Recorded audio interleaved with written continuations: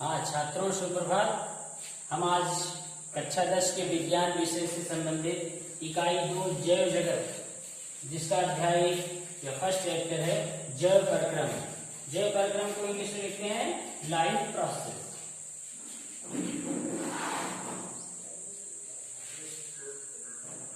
Life process यानी कि जीवन की प्रक्रियाएं या जैव प्रक्रम। तो जैव प्रक्रम शब्द जैसे ही दो शब्दों से मिलकर बना है, देखिए जैव और प्रक्रम। तो जैव प्रक्रम जीवन में किसी भी जीव के शरीर के अंतर्गत होने वाली समस्त प्रकार की प्रक्रियाएं ही जैव प्रक्रम कहलाती हैं। तो यहाँ पर जैव प्रक्रम है क्या? जैव प्रक्रम के अंतर्गत जीवधारी अपने आप को जीवित बनाए रखने के लिए उसमें विभिन्न प्रकार की शारीरिक क्रियाएं करता है, जैसे कि वो भोजन को ग्रहण करता है।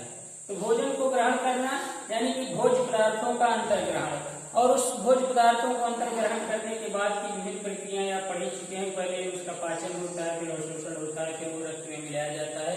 तो इस प्रकार से सबसे पहले जीवधारी को जीवित रहने के लिए भोजन की आवश्यकता होती है। तो भोजन के ग्रहण की प्रक्रिया और उसे पचाने की प्रक्रिया को सम्मिलित रूप से हम पोषण के अंतर्गत अध्ययन करते हैं। तो पोषण एक ऐसी प्रक्रिया है जो कि जीवन के लिए बहुत आवश्यक होती है। इसी तरीके से दूसरी प्रक्रिया श्वसन, यानी प्रत्येक जीवधारी अपने आप को जीवित रखने के लिए ऑक्सीजन का इंटेक करता है, यानी कि वायुमंडल से ऑक्सीजन को ग्रहण करता है, और सांस की प्रक्रिया के द्वारा उसमें से कार्बन डाइऑक्साइड शरीर से बाहर निकाली जाती है। यानी कि जीवधारियों द्वारा ऑक्सीजन को शरीर के अंदर प्रवेश करना और कार्बन डाइऑक्साइड को बाहर निकालने की प्रक्रिया को श्वसन कहते हैं। तो दूसरी प्रक्रिया क्या हो गई? श्वसन। तीसरी प्रक्रिया भोज्य पदार्थों के पाचन के उपरांत अगर पूरा कंप्लीट पाचन नहीं होता है भोज्य पदार्थों का, यानी उसमें से कुछ अपशिष्ट पदार्थ या अवशेष उसके शरीर में बनते रहते हैं, तो ये विष का काम करते हैं। यानी कि वो अगर शरीर में ज्यादा देर तक स्थिर रहते हैं तो उसमें पॉइजनस गुण आ जाते हैं, यानी कि शरीर को नुकसान पहुंचा सकता है वो, इसलिए उससे शरीर से बाहर निकाल दिया जाता है। तो वर्ज्य पदार्थ यानी कि विषैले पदार्थ या अनपचे पदार्थों को शरीर से बाहर निकालने की प्रक्रिया को उत्सर्जन कहते हैं। तो ये तीसरी प्रक्रिया हो गई। इसी तरीके से अन्य प्रक्रियाओं में आप देखते हैं रक्त का परिसंचरण। पिछले क्लासों में आप पढ़ चुके हैं कि रक्त परिसंचरण होता क्या है? जीवधारियों के द्वारा जो भोज्य पदार्थ का पाचन किया जाता है उसको सीधे रक्त में मिला लिया जाता है। तो यहाँ पर रक्त के माध्यम से वो पूरे शरीर में संचरित होता रहता है, यानी हर कोशिका को प्राप्त होता रहता है। तो यहाँ पर रक्त का पूरे शरीर में संचरण होना क्या कहलाता है? रक्त परिसंचरण कहलाता है, जो कि दैनिक जीवन के लिए आवश्यक होता है, जो कि उच्च विकसित जंतुओं में होता है।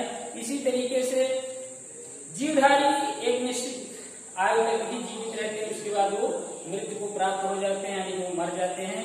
तो मृत्यु से अवस्था को प्राप्त करने से पहले की अवस्था में वो अपनी संतान को इस पृथ्वी पर बनाए रखने के लिए संतान को उत्पत्ति करते हैं, अपनी जातियों को बनाए रखने के लिए संतान को उत्पन्न करते हैं।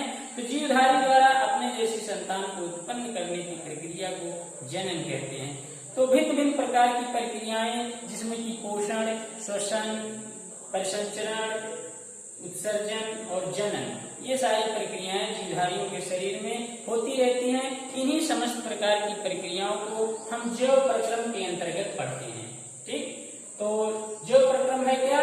जीवन के अंतर्गत जीवधारी के शरीर में होने वाली समस्त प्रकार की प्रक्रियाएं जैव प्रक्रम कहलाती हैं। अगर आपसे प्रश्न पूछा जाए कि जैव प्रक्रम क्या है, तो आइए देखते हैं जैव प्रक्रम। जैव प्रक्रम, इसकी आप डिफिनीशन, जिसे आप कह सकते हैं परिभाषा, या जैव प्रक्रम की परिभाषा ऐसे भी लिख सकते हैं। तो परिभाषा लिखते हैं हम क्या? जीवधारियों के शरीर में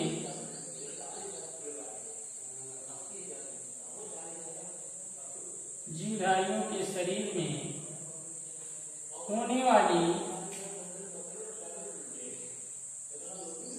समस्त प्रकार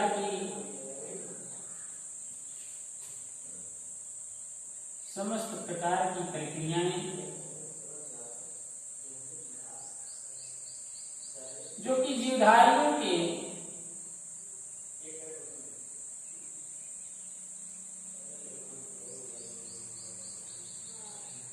अनुरक्षण हेतु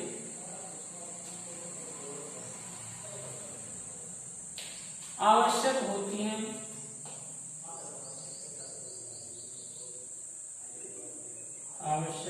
हैं, जैव प्रक्रियाएं या जैव प्रक्रम कहलाती हैं। इसमें आप और लिख सकते हैं, इसके अंतर्गत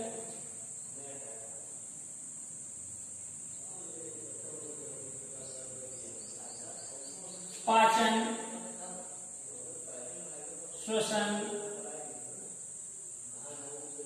परिसंचरण, उत्सर्जन एवं जनन आदि प्रक्रियाएं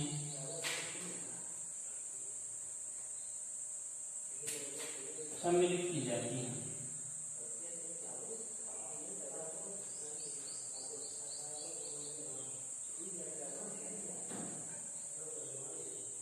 तो आप इस तरीके से परिभाषा लिखने के बाद आगे भी बढ़ा सकते हैं। जैसे जैव प्रक्रम की परिभाषा क्या हुई? जीवधारियों के शरीर में होने वाली समस्त प्रकार की प्रक्रियाएं जो कि जीवधारियों के अनुरक्षण हेतु, अनुरक्षण का अर्थ हुआ उन्हें जीवित बनाए रखने के लिए, अनुरक्षण हेतु आवश्यक होती हैं, जैव प्रक्रम कहलाती हैं। अब यहाँ पर इसके आगे बढ़ाते हैं कि इसके अंतर्गत पाचन, श्वसन, परिसंचरण, उत्सर्जन एवं जनन आदि की प्रक्रियाएं सम्मिलित की जाती हैं या आती हैं। ये हो गया जैव प्रक्रम की परिभाषा। या कोई अगर आपसे प्रश्न पूछे कि जैव प्रक्रम क्या है, तो इन सब बातों को आप डिफाइन करते रहे, लिखेंगे, आप अपना नोट्स तैयार करते रहेंगे। आगे देखते हैं जैव प्रक्रम के अंतर्गत, क्योंकि जीवधारियों के शरीर में भिन्न भिन्न प्रकार की प्रक्रियाएं आप यहाँ देख रहे हैं होती हैं, जैव प्रक्रम के अंतर्गत भिन्न भिन्न प्रक्रियाएं होती हैं। तो ये प्रक्रियाएं जीवधारियों के शरीर में एक विशेष प्रकार के रसायनों के द्वारा संचालित की जाती है, संपादित की जाती हैं, जो कि जैव रासायनिक प्रक्रियाएं कहलाती हैं। तो जैव रासायनिक प्रक्रियाएं हम निकाल कर लिख सकते हैं, जैव रासायनिक प्रक्रियाएं। एक चीज यहाँ और आप लोग बता दें कि जो जैव प्रक्रम यानी जीवन में जीवधारियों के शरीर के अंतर्गत होने वाली जो प्रक्रियाएं होती हैं, उनका अध्ययन हम जीव विज्ञान की शाखा कार्यकी के अंतर्गत करते हैं या शरीर क्रिया विज्ञान के अंतर्गत करते हैं। जीव विज्ञान के भिन्न भिन्न शाखाएं पिछली कक्षाओं में पढ़ चुके हैं, जिसमें कि भिन्न भिन्न शाखाओं के अंतर्गत आप कार्यकी की भी एक शाखा पढ़े हैं कि जीव विज्ञान की वह शाखा जिसके अंतर्गत जीवधारियों के शरीर के अंतर्गत होने वाली समस्त प्रकार की क्रियाओं का अध्ययन कराती है, कार्यकी या शरीर क्रिया विज्ञान कहते हैं। तो यहाँ पर हम जैव प्रक्रम में होने वाली समस्त प्रकार की प्रक्रियाओं को जीवधारियों के शरीर में जो भी प्रक्रियाएं होती हैं यानी उनका हम अध्ययन कहाँ करते हैं? कार्यकी में। ठीक, तो यहाँ पर जैव रासायनिक प्रक्रियाएं हम बता रहे हैं कि जीवों के शरीर के अंतर्गत होने वाली समस्त प्रकार की प्रक्रियाएं रसायनों के द्वारा संचालित की जाती हैं या विशेष प्रकार की प्रक्रियाएं, जैसे कि आप उदाहरण लें पाचन का, तो पाचन में भिन्न भिन्न प्रकार के एंजाइम जो कि एक रासायनिक पदार्थ होते हैं उनके द्वारा भोज्य पदार्थों को पचाया जाता है। इस तरीके से जैव रासायनिक प्रक्रियाएं आप डिफाइन कर सकते हैं कि जीवधारियों के शरीर के अंतर्गत होने वाली समस्त प्रकार की प्रक्रियाएं विशेष प्रकार के रसायनों द्वारा संचालित होती हैं। इस प्रकार से जीवों के अंतर्गत होने वाली रासायनिक प्रक्रियाओं को हम जैव रासायनिक प्रक्रियाएं कहते हैं। तो आप नोट कर सकते हैं वीडियो के जरिए। अब यहाँ पर जैव रासायनिक प्रक्रियाएं कितने प्रकार की होती हैं अगर आपसे पूछा जाए तो इसका उत्तर है यहाँ पर 2 प्रकार की प्रक्रियाएं होती हैं। तो कोई भी प्रक्रिया होती है या तो उसमें आपको सकारात्मक रिजल्ट मिलता है या फिर आपको नकारात्मक रिजल्ट मिलता है।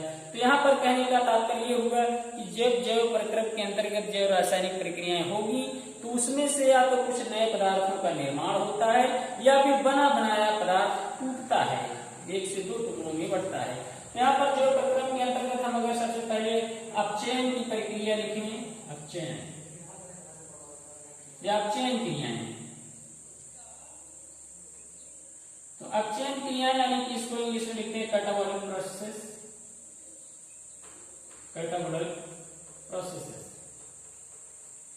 तो यहाँ पर इसका अगर उदाहरण लिखें, हम एक उदाहरण लिख रहे हैं पाचन, इस तरीके से पाचन, श्वसन, ये दोनों प्रक्रियाएं जो है वो क्या है, अपचयन की क्रियाएं हैं। तो इसमें पाचन में होता क्या है कि भोज्य पदार्थों के जटिल अणु टूट करके सरलतम अणु में बनते हैं। तो यहाँ अपचयन की परिभाषा आप लिख सकते हैं कि अपचयन क्रियाएं वे जैव रासायनिक प्रक्रियाएं हैं जिनके अंतर्गत जटिल पदार्थ टूट करके छोटे छोटे पदार्थों में परिवर्तित हो जाते हैं, अपचयन की प्रक्रियाएं कहलाती हैं। उदाहरण के तौर पर पाचन और श्वसन।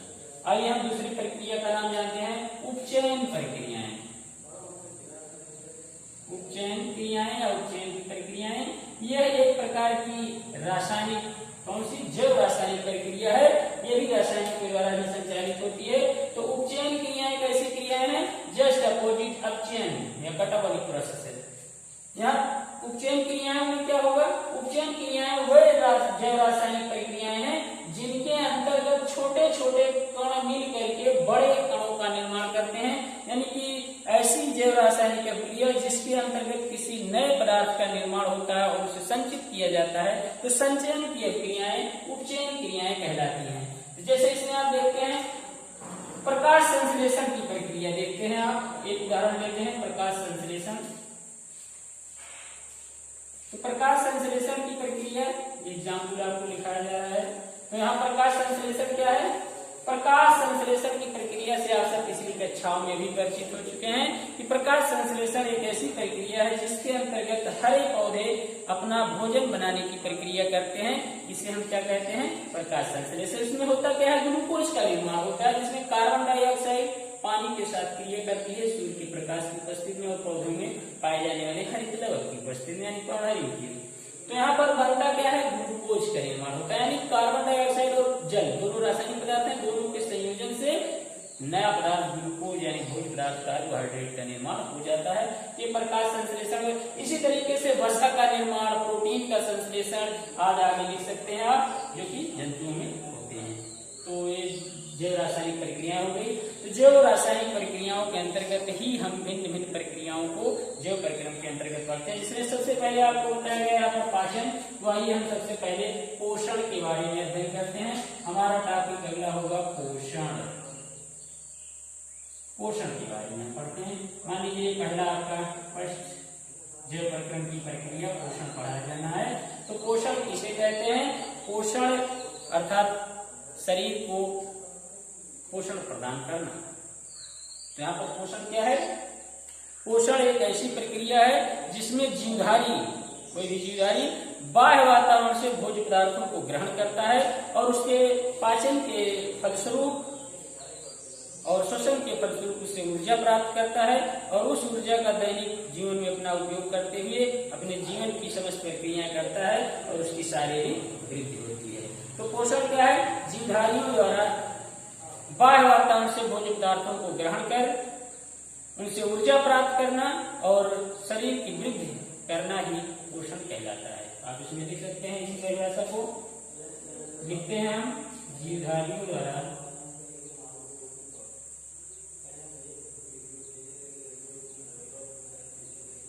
बाह्य वातावरण से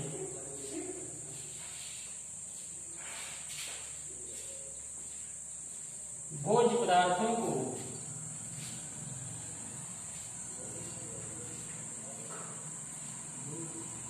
ग्रहण कर उनसे ऊर्जा प्राप्त करना,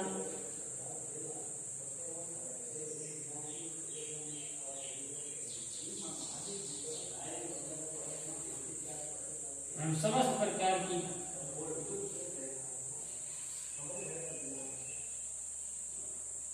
क्रियाएं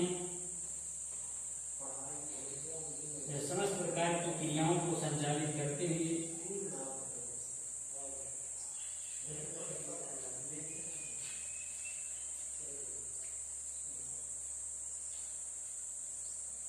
शारीरिक वृद्धि करना,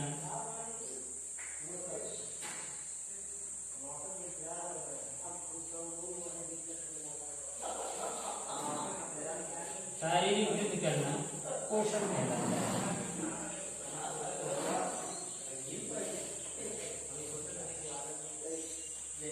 यहाँ पोषण, पोषण की विधियां अगर आप हेडिंग डालें, अगला पॉइंट पोषण की विधियां।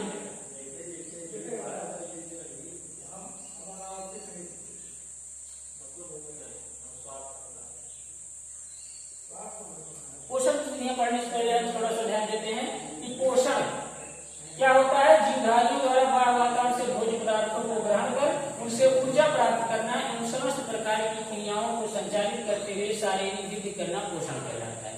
इस परिभाषा में आप एक शब्द देख रहे हैं कि ऊर्जा प्राप्त करना। ऊर्जा प्राप्त करना यानी कि पोषण शरीर के लिए क्यों आवश्यक होता है। जीवधारियों को कार्य करने के लिए ऊर्जा प्राप्त होती है, और यह ऊर्जा कहाँ से प्राप्त होती है, भोज्य पदार्थों के द्वारा। कहाँ से प्राप्त होती है, भोज्य पदार्थों के द्वारा। यानी कि जीवधारी अपने आप को जीवित बनाए रखने के लिए बाह्य वातावरण से भोजन को ग्रहण करते हैं और उनसे ऊर्जा प्राप्त करके अपनी सारी क्रियाएं करते हैं, जिस और उनकी शारीरिक वृद्धि होती है। इस तरीके से पोषण हो गया। पोषण की विधियां अगर हम देखें, पोषण की दो विधियां होती हैं। पोषण की दो विधियां हैं।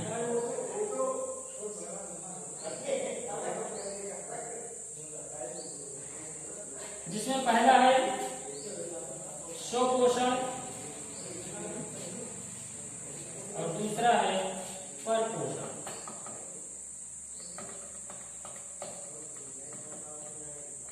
स्वपोषण और परपोषण, इनके बारे में हम अगले वीडियो में पढ़ेंगे। धन्यवाद।